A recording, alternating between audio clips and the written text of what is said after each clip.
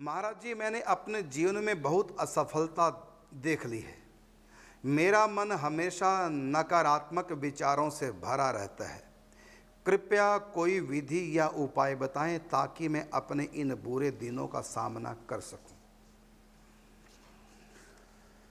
देखिए, गोस्वामी तुलसीदास जी 46 साल तक प्रतिकूल परिस्थितियों में उलझे रहे, दुख पर दुख उठाते रहे। जन्म के दिन से लेकर के जन्म के दिन ही माता पिता बिछुड़ गए। जिस दासी ने पाला 5 साल के बाद दासी को सर्प डस गया। लोगों ने अशुभ जान करके भिक्षा तक देना बंद कर दिया। थोड़े से सुख के दिन आए, गुरु प्राप्ति। उसके बाद गुरु जी भी से छोड़ के चले गए, दीक्षा गुरु भी, शिक्षा गुरु भी। फिर शादी हुई, फिर बाद में पत्नी भी छूट गई। फिर पूरे भारत में अकेले भ्रमण करने लगे सालों साल। इस प्रकार जन्म से अब तक 46 साल दुख पर दुख उठाते रहे, लेकिन उनका भगवान को लेकर के उत्साह भंग नहीं हुआ। हमेशा सकारात्मक भाव ही उनके अंदर आते कि कबहू तो दीन दयाल की भनक पड़ेगी कान। विश्वास था, आज नहीं तो कल। तो 46 साल की उम्र में उनको भगवत प्राप्ति हुई। इससे पहले उनका जीवन पढ़ो। हमने जो सीरियल बनाया गोस्वामी तुलसीदास जी का चरित्र, पूरा धारावाहिक शूट हो चुका है और एडिटिंग भी हो चुकी है। 40 एपिसोड बने हैं। उसमें हमने देखा कि पूरा जीवन उनका किस प्रकार से दुखों में ही गया है। तो आप अपने आप को नकारात्मक विचारों से बचाइए। एक सूत्र याद कीजिए, वो ये है, सब दिन हो तो ना एक समान। सब दिन कभी एक जैसे नहीं होते। सुग्रीव की पत्नी छीन ली गई, धक्का मार के भाई ने घर से बाहर निकाल दिया, जंगल में गुफा में चिपके रह रहे। सुदामा को एक एक दाने के लिए तरसा दिया उसके दुर्भाग्य ने। मीरा राजाओं की बेटी थी, राजाओं के घर ब्याही थी, लेकिन आज सब कुछ छोड़कर वृंदावन आ गए। पांचों पांडव दर दर भटके, घर द्वार छूट गया, पिता का भी मरण हो गया। कितने कष्ट सहे, लेकिन फिर भी सब दिन हो तो ना एक समान। राम कृष्ण के जीवन में भी पहले दिन भगवान कृष्ण के जीवन को लेकर देखिए। पहले दिन माता पिता जन्मभूमि छूट गई, जेल में ही जन्म हुआ। और छठे दिन जानलेवा आक्रमण पूतना के द्वारा। 3 महीने के थे, तीणावर्त सकटासुर। एक नहीं 32 बार जानलेवा आक्रमण कंस के द्वारा श्री कृष्ण पर 11 साल में हुआ। ब्रज में प्रेम हुआ तो फिर ब्रज छूट गया। मथुरा 14 साल, और 14 साल में 17 बार जानलेवा आक्रमण हुआ मथुरा पर। जरासंध 21 अक्षौणी सेना को लेकर आ गया। 14 साल तक चैन से नहीं बैठने दिया ठाकुर जी को। उसके बाद मथुरा भी छोड़ना पड़ा, द्वारिकापुरी। और जब द्वारकापुरी पहुंचे तो वहाँ भी द्वारकापुरी के ऊपर शालवदंत वक्र ने कितनी बार अटैक किए। और इधर उनकी बुआ के पुत्र पांचों पांडव बार बार द्वारकापुरी छोड़ के कभी हस्तिनापुर, कभी काम्य क्षेत्र में उनसे मिलने जा रहे हैं। उधर महाभारत का युद्ध प्रारंभ हो गया उनके साथ। कितने कष्ट भगवान ने झेले। उसके बाद जब सुख के दिन आए तो श्राप मिला कि यदुवंश पर लड़के मर जाएगा, और सब मर गए कट के लड़के। और भगवान पीपल की छाया में बैठे मुस्कुरा रहे। और इधर देखो, गिन गिन के गालियां दे रहे हैं शिशुपाल, भगवान मुस्कुरा रहे हैं। भरी सभा में गिन गिन के गालियां दी जा रही, भगवान मुस्कुरा रहे हैं। इसी प्रकार राम का चरित्र देखिए आप, कितना दुखों से भरा करुण कथा है भगवान राम की। पिता का मरण, राम वनवास, सीता हरण, लक्ष्मण मूर्छित, फिर सीता का वन में, वहीं पर लवकुश का जन्म। और जब लवकुश मिले तो सीता जी गई, अकेले राम राज्य। तो देखिए कितने संकट भगवान राम कृष्ण ने भी दिखाया। तो आप इन दुखों को देख करके बिल्कुल मत घबराइए। आप विश्वास कीजिए, आपके साथ कुछ भी बुरा नहीं हो रहा है। जो भी हो रहा है आपके भले के लिए हो रहा है, विश्वास कीजिए।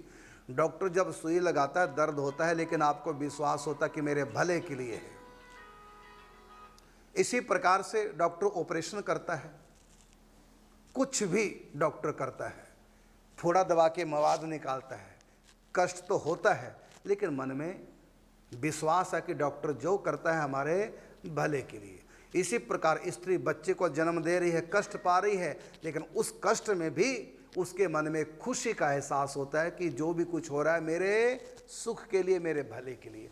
आप विश्वास कीजिए, भगवान के राज्य में ना देर है ना अंधेर है। हमारे कर्मों के अनुसार जो जो भी हमारे जीवन में घट रहा है उसके भोगने में ही हमारी भलाई है। विश्वास कीजिए, भगवान की कृपा पर, भगवान के विधान पर पूर्ण विश्वास कीजिए। जो कुछ हो रहा है हमारे भले के लिए, बुरा तो हो ही नहीं रहा, कुछ भी हो जाए भला है, विश्वास कीजिए। यदि आपको विश्वास नहीं तो सत्संग सुनिए, भक्तमाल पढ़िए, महापुरुषों का जीवन देखिए। कष्ट सबके जीवन में आए, लेकिन ज्ञानी काटे ज्ञान से, मूर्ख काटे रोए। सब दिन हो तो न एक समान, ऐसा मान करके। और आपको पता नहीं है, जिनको आप दुख मान रहे हैं ये दुख नहीं है। दुख तो सबसे बड़ा आपके पीछे जो लगा वो दुख तो आपको दुख ही नहीं कर रहा है, सबसे बड़ा दुख है इस शरीर, इस आत्मा को जो रोग लगा, भव रोग, बार बार जन्मना, बार बार मरना। ये सुख है, तभी सुखी होने की आवश्यकता नहीं। 4 दिन के बाद सांस छूटेंगे, सब कुछ छूट जाना है। श्वास टूटते ही तेरे रिश्ते टूट जाएंगे। माँ बाप बहन बीवी बच्चे छूट जाएंगे। तेरे जितने हैं भाई वक्त का चलन देंगे, छीन कर तेरी दौलत 2 ही गज कफन देंगे। जिनको अपना कहता है कब ये तेरे साथी हैं, शमशान है मंजिल और ये बाराती हैं। लाकर शमशान तुझे चिता में सुलाएंगे, अग्नि लगा करके खाक में मिलाएंगे। तेरी सारी उल्फत को खाक में मिला देंगे और तेरे चाहने वाले कल तुझे भुला देंगे। चाहे तुम्हारे पास सुख है, यहां हर प्रकार का सुखी होने की आवश्यकता नहीं। ज्यादा फूलो मत, मौत सर पर खड़ी है, कभी भी ग्रस लेगी। काल व्याल मुख ग्रास त्रास निर्णास हेतवे। हर व्यक्ति काल रूपी अजगर के मुख में कुछ खा लिया। झूठे सुख को देखकर मानत है मनमोद, झूठे सुख को देखकर मानत है मनमोद। और जगत चबेना काल का कछु मुख में कछु गोद। कितने को तो काल निगल गया और कितने उसकी गोद में कभी भी उठा के चबा जाएगा। इसलिए यहाँ सुखों में फूलने की जरूरत नहीं, दुखों में घबराने की आवश्यकता नहीं है, क्योंकि ये दोनों क्षणिक हैं, दोनों चले जाने वाले हैं। या तो हमारे जीते जी सुख दुख चले जाएंगे, या फिर हम स्वयं इन दोनों को छोड़कर दुनिया से चले जाएंगे। यहाँ का दुख, यहाँ का सुख दोनों हमारे साथ जाने वाले नहीं। 4 दिन की जिंदगी है, जैसे तैसे काटो। बस सच्चा जो सुख है उसको मिटाना है, असली जो सुख है दुख है उसको मिटाना है। असली दुख क्या है हमारे जीवन का? हम जो 84 के चक्कर में पड़े हैं। मौत सबकी आनी है, कौन इससे छूटा है। तू फना नहीं होगा, ये ख्याल झूठा है। बड़े बड़े चले कल जो तन के चलते थे अपनी शान शौकत पर, और शम्मा तक नहीं जलती आज उनकी तुरबत पर। अमीर हो चाहे गरीब सबको लौट जाना है, आखिर में बंदे शमशान ही ठिकाना है। जैसी करनी वैसी भरनी, आज किया कल पाएगा। सर को उठा के चलने वाले एक दिन ठोकर खाएगा। मौत ने जमाने को ये समा दिखा डाला, कैसे कैसे उन्मत को खाक में मिला डाला। याद रख सिकंदर के हौसले तो आली थे, जब गया था दुनिया से तो दोनों हाथ खाली थे। अब ना वो सिकंदर है और ना उनके साथी हैं, बेशुमार सेना घोड़े और ना उनके हाथी हैं। इतना बड़ा सुख सिकंदर के पास। उस समय लुकमान दुनिया का सबसे बड़ा वैद्य, उनका पारिवारिक वैद्य था लुकमान। लुकमान से पूछा कितनी दिनों से तुम औषधि कर रहे हो, आराम नहीं आ रहा, आखिर बीमारी क्या है, ठीक क्यों नहीं हो रहा हूं, बीमारी का नाम तो बताओ। लुकमान वैद्य था, नब्ज पकड़ी और बोला, महाराज आपको वो बीमारी है जिसका इलाज किसी भी वैद्य के पास, हकीम के पास नहीं। क्या बीमारी का? तो आपको बीमारी लगी मौत की, अर्थात अब आप बचेंगे नहीं। तो ये सुख क्या करेंगे? इसलिए आप सुखों से भी प्रभावित ना हो और दुखों से भी प्रभावित ना हो, परेशान ना हो।